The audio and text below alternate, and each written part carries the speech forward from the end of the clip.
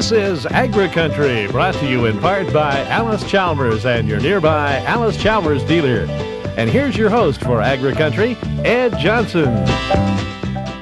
Hi, everybody, and welcome to AgriCountry. This week, we want to begin our show by taking you to the wood operation of Bill Moore. It's called the Moore Tree Service at Dublin, Ohio. He'll share with us what we should know in buying firewood.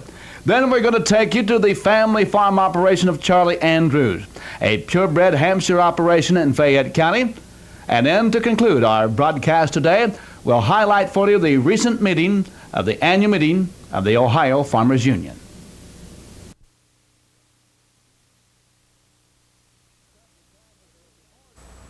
This week's AgriCountry cameras are at the Moore Tree Service near Dublin, Ohio. And we want to ask Bill Moore, what kind of wood should we be considering for those of us who have those freestanding wood-burning stoves?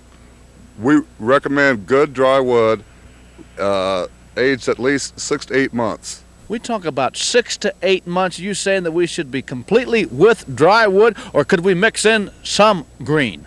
With the stoves, it's better for all dry wood, because if you don't have all dry wood, you'll have a buildup of creosote, and it could cause a lot of problems for you.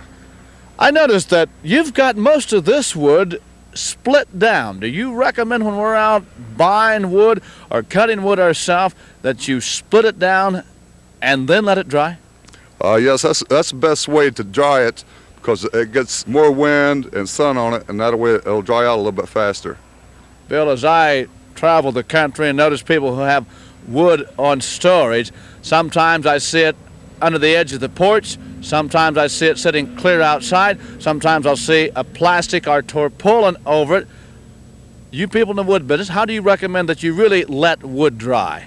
Okay, for the green wood over the summer months, if you get green wood over the summer months, is just let it sit outside and let the weather get to it. And then maybe the first snowfall or before the first snowfall, you cover it up. That way it can age, and you shouldn't have no problem burning the wood. You indicated hardwoods. What kind of hardwoods do you fellows find best for your customers? Mostly hickory, ash, and oak is what we handle. But hard maple, and walnut, and a few other hardwoods are good wood, but softwood is just no good for firewood. What should one, Bill, do with the bark? Do you leave it on or take it off? We leave it on. It's kind of hard to take off. Once you take it off, it don't burn as good, really. Those of us buying wood, how do we know that we're really getting our money's worth? Okay, a 4-quarter wood should be stacked 4 by 4 by 8. That's 4 foot high, 4 foot wide, and 8 foot long. And usually they cut it 22, 24 inches, and they make 2 rows. But what about the guy that calls and says, I'm selling it by the pickup truckload? You any idea how much we're talking about when you buy a pickup load? Whether we're getting a half a cord or just what? Okay, with the pickup load, if you stack it in there, usually you get about 4 rows, and without any sideboards, you get 3/4 of a cord. So in order to get a 4-cord, you have to have sideboards on it and have it stacked in the pickup. With the popularity of the wood-burning stoves and the inserts into the fireplaces, Bill, are you people concerned, those of you in the wood-burning business, that we may run short of wood as we look down the road 5, 10, 15 years? No, I'm not. Wood is very plentiful, especially in southern Ohio and surrounding counties. When's the best time to be buying wood? I'd say late October or early August. That way, by the time you get it stacked up and you're ready to burn it, then it should be good and dry, and you shouldn't have no problem burning it. Do prices tend to go up as we move into the winter months? They fluctuate. Sometimes they go up, sometimes they stay the same. The prices we've had the same prices the past 2 or 3 years.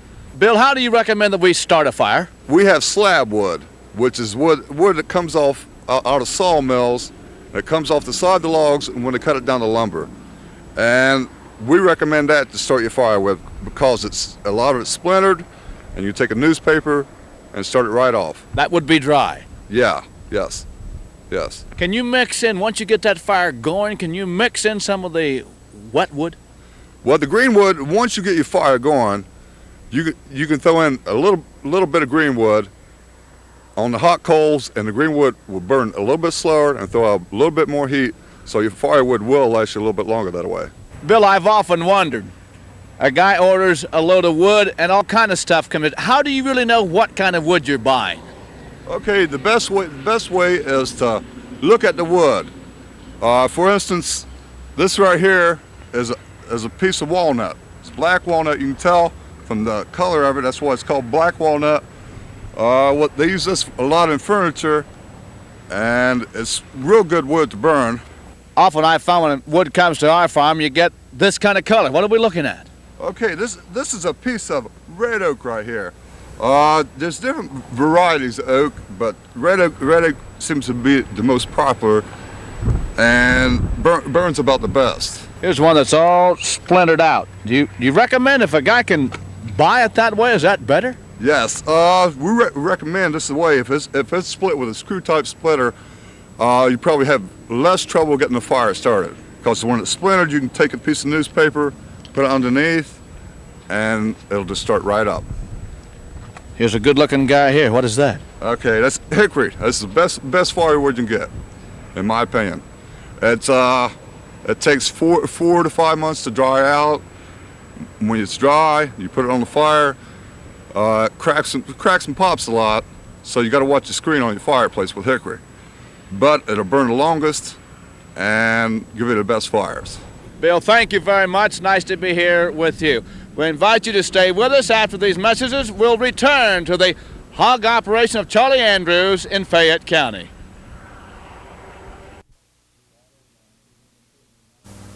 Charlie and Gina, certainly nice to be at your kitchen table and to share with our viewing friends all that happens at the farm of Andrews and Bond, Charlie Andrews, and for many years, people who have been known for purebred Hampshires. And Charlie, how big is the operation now?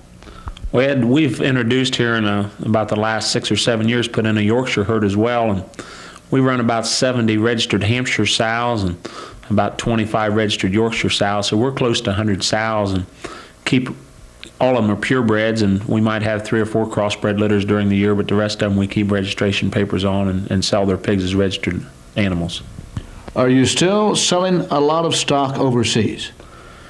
We, of course, in the last year, I guess, the Japanese haven't been buying quite as much, but we have shipped a lot to Canada, to Mexico, Argentina, Japan. We have quite a bit of foreign business, and it's kind of like icing on the cake, I guess, when you can kind of get some of that pigs delivered overseas like that, because they pay a premium for what they're taking with them. Coming down, we noticed quite a bit of fall tillage has taken place. I would take you in pretty good shape.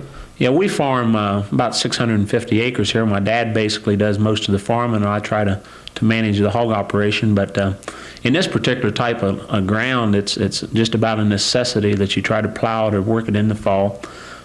We've got such black dirt that if we don't get it plowed then, and we wait until the springtime, we can maybe have to disc it and work it 4 or 5 times before we plant it in the spring otherwise. But we've got about 50 acres to plow yet, and that's about all. Interesting background, Charlie. Raised here and always dealing with hogs and farming, but off to school and off to Ohio State in the Ag College, but came back and taught VOAG at Miami Trace High School, also athletic director, and did some coaching. What brought you back to the farm? Well, when I graduated from Ohio State, I had a dual major in ag education and animal science, and I said when I came out I would like to teach and coach, and I guess, you know, being a former coach, and maybe you worked with some young people like that, I said when I started I was going to teach for 5 years, and it ended up to be 7 years.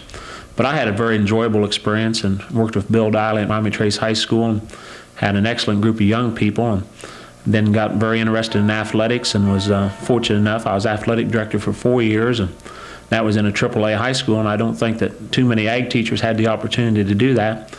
Coached basketball for 7 years and worked with many fine young people in that area, and I just decided, I guess, we was going to have to make a big decision, come in with some more help or come back, and I was trying to manage the the hog operation and teach school and coach, and finally it just got too big, and I just decided it's time to come home.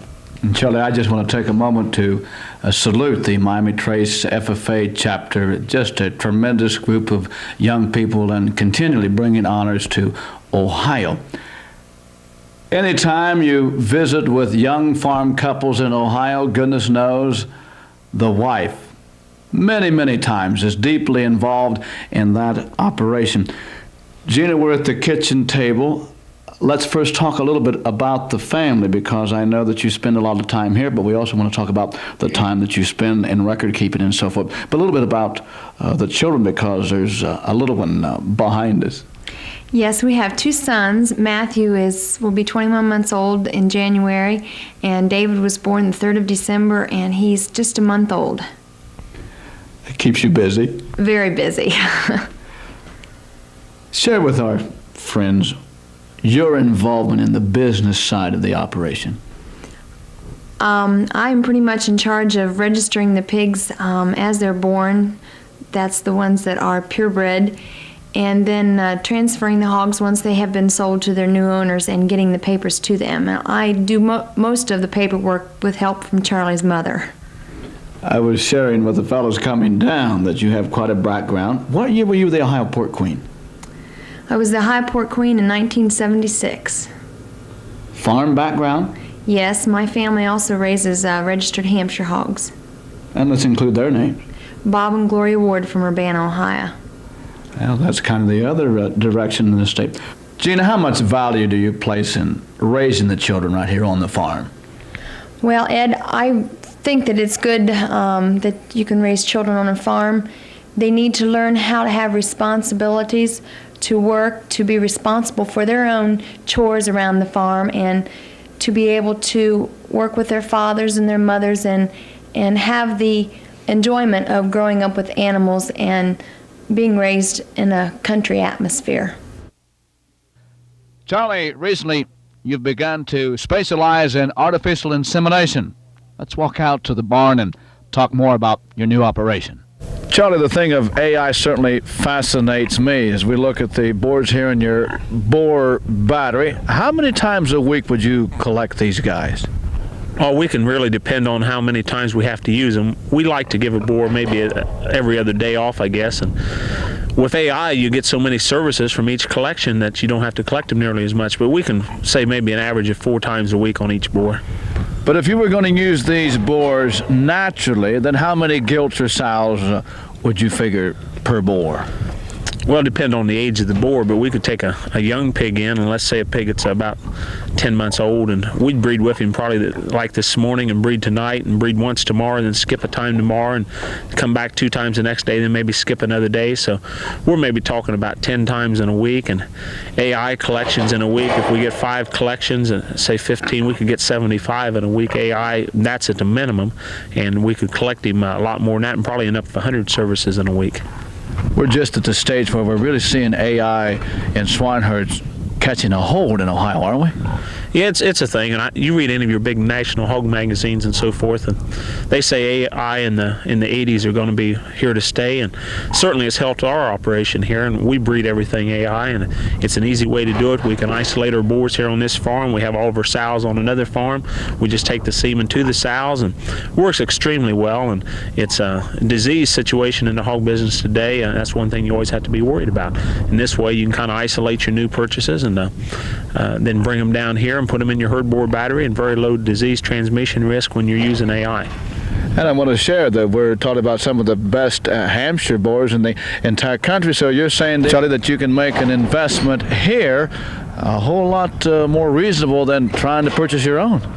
Well, we like to think, and it's been kind of proven, I guess, throughout the years here in the last 3 or 4 years, we've got as good a Hampshire boar as anyone in the United States. And the Hampshire breed's on the move in the general, and we've got one boar here, for an example, that we paid $12,000 for. It was the second top-selling boar in the breed 3 years ago, and this past year, we've got the second top-selling boar of the breed here for over $8,000, and a couple other boars at the $4,000 range. And basically, we sell semen for $40 per sow up to $125 per sow. So, it gives the young young person or a purebred man that's got a few sows an opportunity to get some bloodlines out of an outstanding boar at a very minimal cost. Charlie, if a person secures semen from you, to take that semen back home and to breed that gilt or that sow, that must take some training, doesn't it?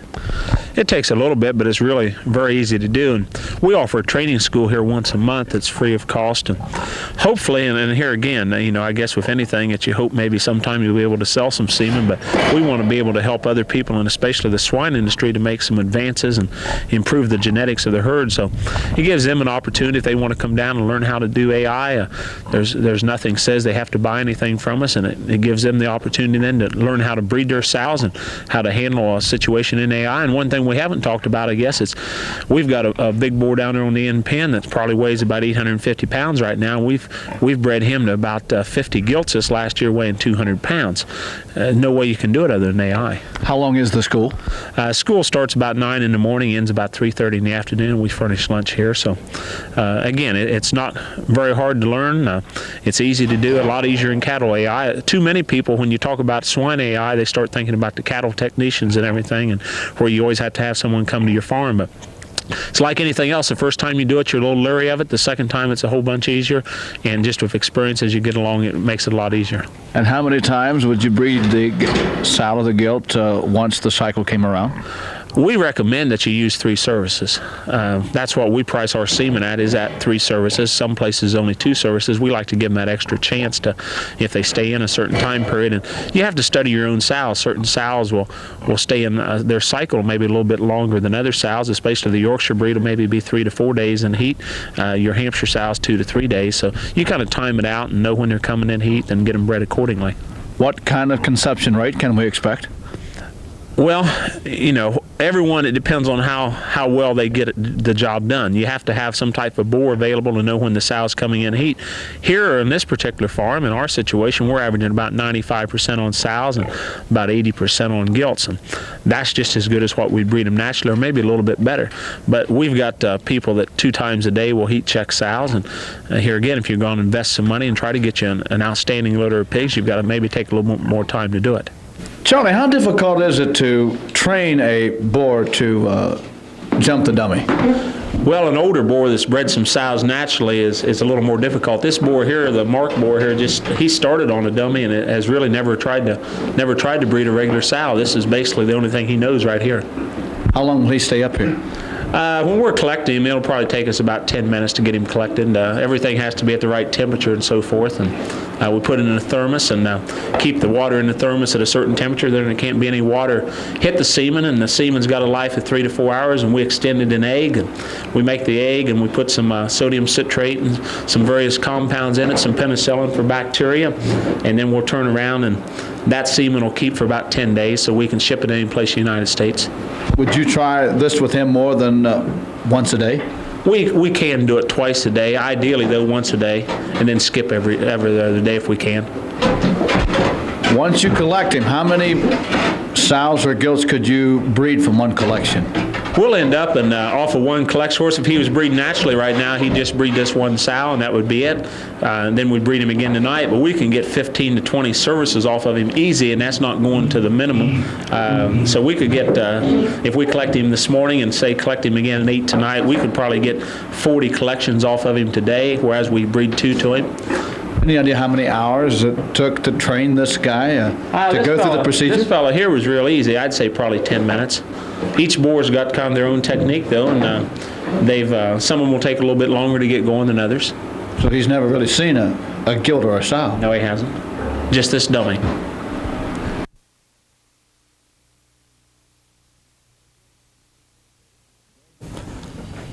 Virgil and Charlie, certainly nice to have you as guests of AgriCountry.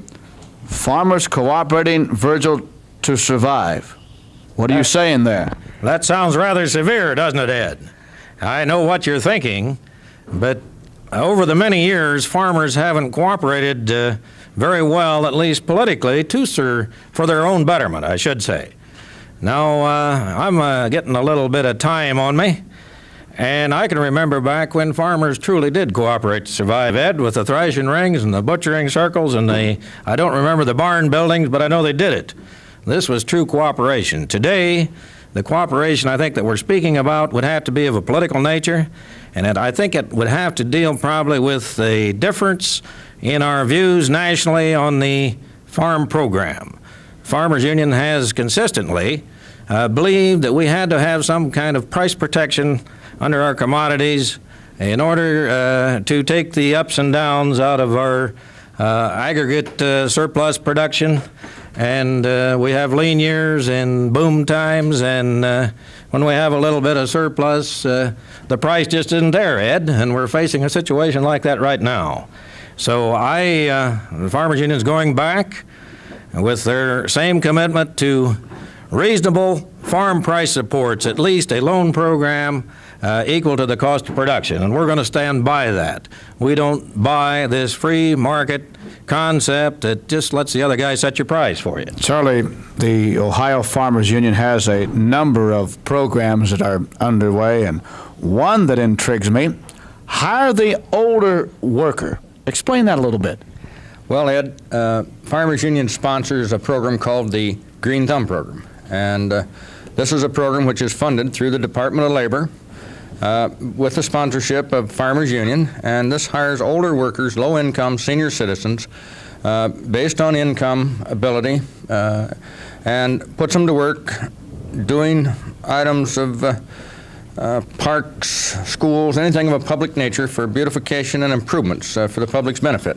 And this has been a program that's been quite successful over the several years that we've had it in Ohio, not only from the standpoint that it pays the older worker that qualifies a minimum wage on 24 hours a week, and goodness knows many of our older people need this, but the second and beautiful part of this program is the fact that the Green Thumb program changes people's lives through giving them a useful purpose. And I'm quite proud of the program. When it first started some 8 or 9 years ago in Ohio, I couldn't see really how it tied into the organization, but today I can, because it's made a lot of friends for the Ohio Farmers Union. Next week here on AgriCountry, we're going to take you to a good old-fashioned livestock auction down in Fairfield County.